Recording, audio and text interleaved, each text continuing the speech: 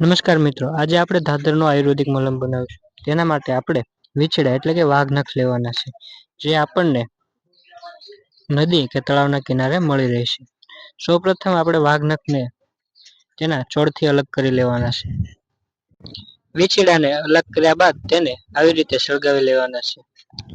સારી રીતે સળગ્યા બાદ જ્યારે તેની રાખ ભેગી થાય ત્યારે આ રાખને આપણે ભેગી કરી લેવાની છે. મિત્રો, આ રાખને ભેગી કરતી વખતે આપણે એટલું ધ્યાન રાખવાનું છે કે આપણે માત્ર રાખ ભેગી કરવાની છે, નહીં કે એનો કોલસો.